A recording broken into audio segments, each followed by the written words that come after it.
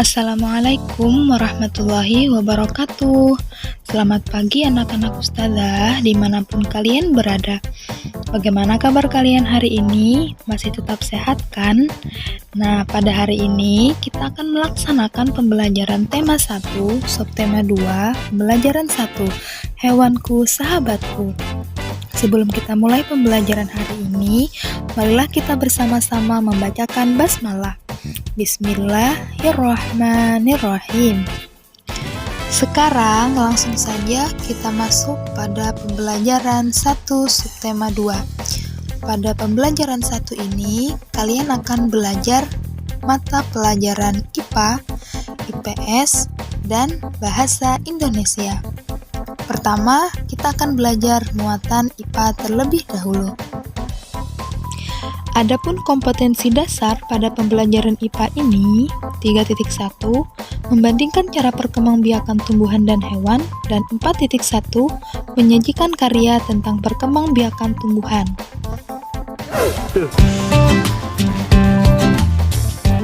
Apakah anak-anak ustazah termasuk penyayang hewan? Apa saja manfaat yang kita peroleh dari hewan tersebut? Dan bagaimana hewan tersebut berkembang biak?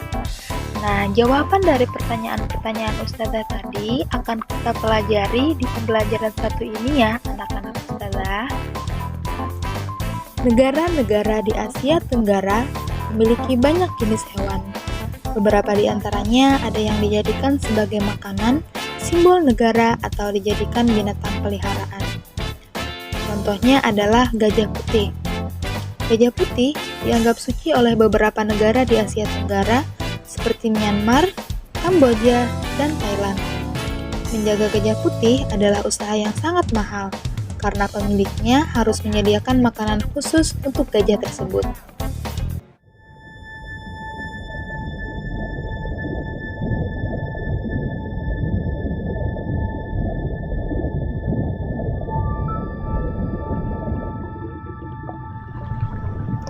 Sama halnya dengan negara Indonesia. Indonesia dikaruniai luas wilayah lautan lebih besar dibandingkan dengan luas daratannya. Luas lautan Indonesia ini mencapai 5,8 juta kilometer persegi. Di dalam lautan Indonesia tersimpan potensi ikan yang cukup besar, dan salah satunya adalah ikan tuna. Ikan tuna adalah salah satu ikan yang paling banyak dicari oleh negara-negara lain, seperti negara Jepang, Amerika Serikat, dan Uni Eropa. Dan yang terakhir adalah burung takordahan. Tahukah kalian di manakah asal dari burung takordahan ini? Burung takordahan ini hidup di negara tetangga kita sendiri, yaitu negara Malaysia. Hewan ini termasuk hewan yang dilindungi ya anak-anak ustazah di negara Malaysia, karena untuk sekarang burung takordahan ini termasuk hewan yang sangat langka. Nah, itulah tadi beberapa hewan yang hidup di wilayah Asia Tenggara. Sekarang tugas anak-anak ustazah adalah mencari hewan yang hidup di negara Myanmar, Vietnam, dan Filipina. Tugas pertama ini dapat dituliskan di halaman 63 buku tema 1 ya. Sama halnya dengan perkembangbiakan tumbuhan, hewan pun mempunyai dua cara untuk berkembang biak, yaitu dengan cara generatif dan dengan cara vegetatif. Hewan yang berkembang biak secara generatif adalah hewan yang berkembang biak melalui proses perkawinan, dan hewan yang berkembang biak dengan cara vegetatif adalah hewan yang berkembang biak tanpa proses perkawinan. Adapun perkembangbiakan hewan yang akan kita pelajari pada hari ini adalah perkembangbiakan hewan secara generatif. Perkembangbiakan generatif pada hewan ini dibagi menjadi 3 ya anak-anak ustazah, yaitu ovipar, vivipar, dan ovovivipar. Sekarang kita bahas yang pertama, yaitu perkembangbiakan secara ovipar. Ovipar berasal dari kata ovum yang berarti telur. Ovipar adalah hewan yang berkembang biak dengan cara bertelur. Adapun ciri-ciri hewan ovipar ini adalah yang pertama, tidak memiliki daun telinga, tidak memiliki kelenjar susu sehingga hewan ovipar tidak menyusui anaknya dan tidak melewati masa mengandung dan melahirkan anaknya. Hewan yang berkembang biak dengan cara ovipar ini adalah burung, ayam, kura-kura, dan bebek. Dan masih banyak lagi ya anak-anak Ustazah. Selanjutnya kita masuk pada perkembangbiakan hewan secara vivipar. Vivipar dikenal sebagai hewan mamalia atau menyusui. Vivipar ini adalah hewan yang berkembang biak dengan cara beranak atau melahirkan. Induk hewan akan mengandung selama beberapa bulan dan melahirkan anaknya. Lama masa kehamilan antara hewan yang satu dengan hewan yang lain itu juga berbeda-beda ya anak-anak Ustazah. Ciri-ciri dari hewan vivipar ini diantaranya mempunyai daun telinga, tubuhnya ditutupi rambut, memiliki kelenjar susu untuk menyusui anaknya, serta melewati masa mengandung dan melahirkan. Adapun contoh hewan yang termasuk vivipar ini adalah kucing, sapi, harimau, gajah, lumba-lumba, dan elang. Lumba-lumba ini adalah termasuk mamalia laut ya. Dan elang itu merupakan hewan mamalia yang bisa terbang. Sekarang kita lanjut pada perkembangbiakan hewan secara generatif yang terakhir yaitu ovovivipar. Ovovivipar adalah hewan yang berkembang biak dengan cara bertelur sekaligus melahirkan. Sekilas, hewan ovovivipar ini hampir mirip dengan hewan ovipar.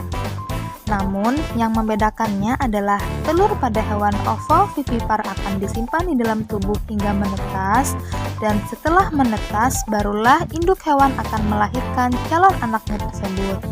Ciri-ciri hewan ovovivipar ini diantaranya telur berkembang di dalam tubuh sang induk, tidak menyusui anaknya, janin yang ada di dalam telur mendapatkan makanan dari cadangan makanan yang sudah ada di dalam telur, dan saat mencapai usia matang, telur menetas di dalam tubuh sang induk dan anak pun keluar dari tubuh sang induk.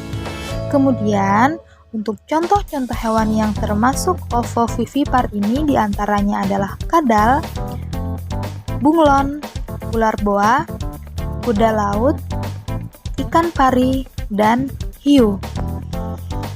Nah, untuk tugas yang kedua, anak-anak Ustazah dapat membuka buku tema 1 halaman 64 dan 65.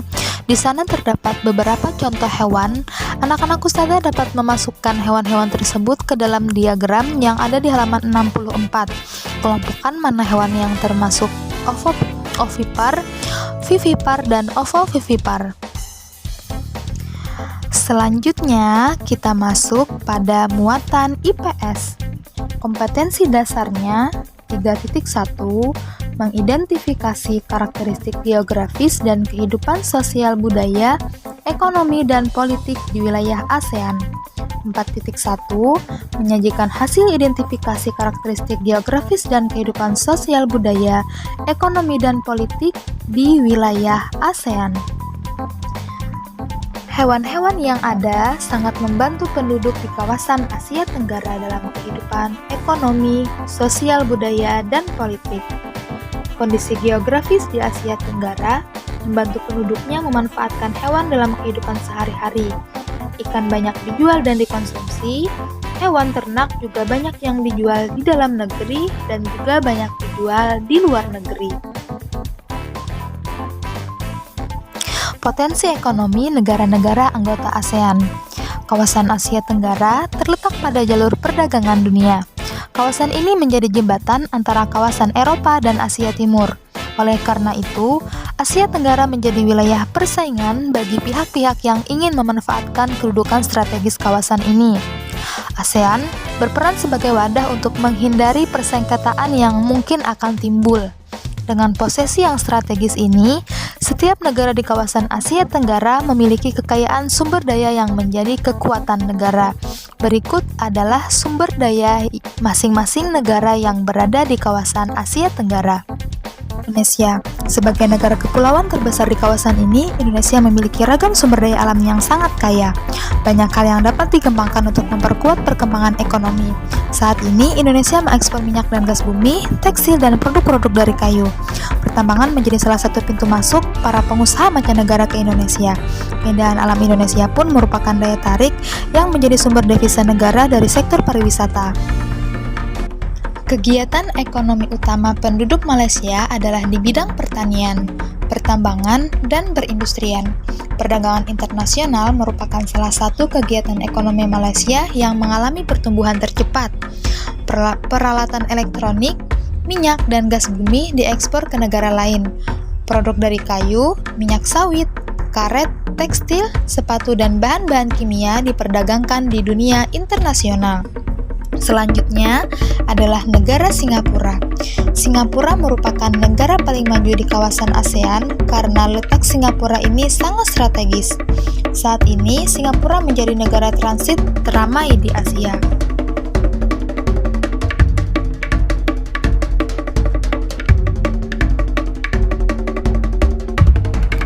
Selanjutnya adalah negara Brunei Darussalam. Negara ini terkenal dengan kekuatan sumber daya alam yang berupa minyak bumi dan gas alam. Brunei menjadi negara di Asia Tenggara yang memiliki pendapatan per kapita tertinggi karena gas alamnya. Negara selanjutnya adalah negara Thailand. Thailand sering disebut sebagai lumbung padi di Asia Tenggara. Padi memang merupakan hasil pertanian terbesar dari negara Thailand ini. Selain itu, perkebunan, kehutanan, pertambangan, dan industri juga merupakan kegiatan ekonomi penduduk Thailand. Saat ini, penghasilan utama Thailand adalah dari sektor pariwisata. Keunikan bangunan budaya di Thailand menjadi daya tarik tersendiri bagi para wisatawan mancanegara. Selanjutnya adalah negara Myanmar. Mata pencaharian utama penduduk Myanmar adalah pertanian, perkebunan, dan pertambangan. Padi juga merupakan hasil utama dari sektor pertanian negara Myanmar. Myanmar merupakan salah satu negara penghasil padi terbesar di Asia Tenggara. Negara selanjutnya adalah negara Vietnam. Setelah pulih dari Perang Vietnam, negara ini mulai berkembang di berbagai sektor perekonomian. Pariwisata dan turisme sangat mendukung perkembangan ekonomi negara ini. Bidang pendukung lainnya seperti usaha jasa di bidang perhotelan dan restoran serta transportasi juga turut berkembang pesat di negara Vietnam ini. Selanjutnya adalah negara Kamboja. Di Kamboja terdapat sungai yang bernama Sungai Mekong. Daerah di sekitar Sungai Mekong merupakan daerah yang sangat subur sehingga mata pencaharian penduduk Kamboja adalah pertanian. Adapun hasil pertanian dari negara Kamboja yang terbesar adalah padi dan karet. Selanjutnya adalah negara Laos. Laos bertetangga dengan Kamboja, sehingga negara ini juga dilewati oleh aliran Sungai Mekong. Sama seperti di Kamboja, kegiatan pertanian banyak dilakukan di sepanjang aliran sungai ini. Sebagian besar hasil pertanian dinikmati oleh masyarakat Laos, dan yang terakhir adalah negara Filipina. Filipina adalah sebuah negara kepulauan yang mata pencaharian sebagian besar penduduknya adalah di bidang pertanian. Filipina berhasil menjadi salah satu negara di dunia yang dapat membangun dan mengembangkan pertaniannya dengan baik. Beberapa produk unggulan hasil pertaniannya diekspor ke berbagai negara seperti nanas, padi, kelapa, dan gula. Hasil pertanian ini juga menunjang perkembangan ekonomi negara ini.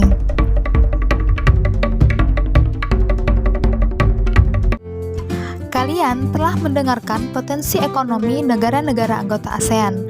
Tugas yang ketiga adalah menuliskan negara-negara apa saja yang potensi ekonominya berasal dari sektor pertanian. Dituliskan di buku catatan IPS ya. Kemudian muatan yang terakhir adalah muatan bahasa Indonesia. Kompetensi dasar 3.1 menyimpulkan informasi berdasarkan teks laporan hasil pengamatan yang didengar dan dibaca. Kemudian 4.1 menyajikan simpulan secara lisan dan tulis dari teks laporan hasil pengamatan atau wawancara yang diperkuat dengan bukti. Dan ini tugasnya ya anak-anak ustazah. Demikian, wassalamualaikum warahmatullahi wabarakatuh.